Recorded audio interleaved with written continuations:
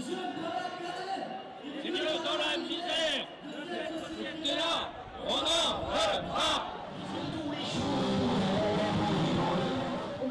L'action nationale aujourd'hui, c'est la manifestation à Paris qui a été décidée par l'intersyndicale au niveau interprofessionnel. Aujourd'hui, on a voulu effectivement, dans le cadre notamment de préavis de grève qui ont été déposés, faire une action sur Perpignan qui est fortement mobilisée depuis maintenant le 9 mars.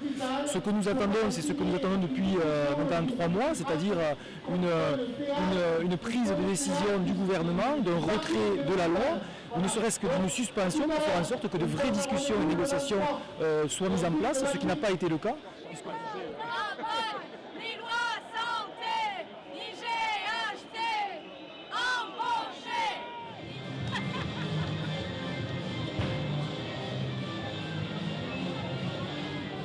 Le but de cette manifestation aujourd'hui, c'est d'exiger le retrait total et non négociable de la loi travail. Parce qu'aujourd'hui, elle est passée en force par le gouvernement, en particulier par Manuel Valls, à travers le 49.3, qui permet du coup de faire passer un projet de loi sans les votes du Parlement. le rôle que jouent aujourd'hui les jeunes communistes dans la mobilisation.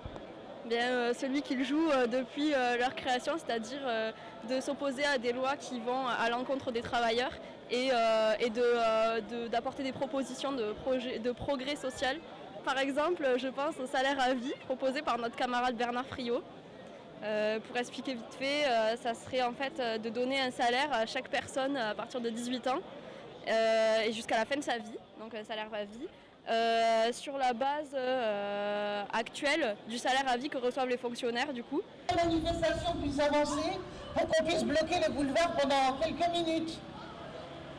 C'est mettre un poids énorme sur les salariés déjà qu'il y a un poids énorme sur les salariés par un chantage à l'emploi, par la situation de chômage en France. Si on permet de licencier plus facilement, ça va être un cauchemar. Si on réduit les défenses au prud'homme, ça va être encore plus un cauchemar. Et on sait très bien en plus que c'est pas en libéralisant plus, en donnant plus de tout ce que le patronat veut, qu'ils vont embaucher.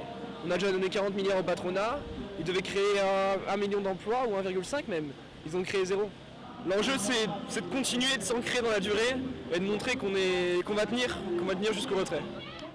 Ces institutions de la Ve République qui permettent à un gouvernement minoritaire de se maintenir au pouvoir après avoir trahi tous ses engagements vis-à-vis de ses électeurs sont complètement obsolètes et antidémocratiques. Il faut les dénoncer et il faudra s'en débarrasser au plus vite, un jour. Tout le monde déteste cette loi travail. Elle n'est pas amendable, elle n'est pas négociable, car elle balaye plus d'un siècle d'acquis ouvriers, car après elle, ce sera la précarité à vie. Alors restons mobilisés dans les semaines à venir, continuons et multiplions les actions, rendons-leur coup pour coup, montrons au gouvernement et au MEDEF que notre colère et notre révolte sont intactes et que nous n'acceptons pas que nos textes de loi soient écrits par et pour le patronat.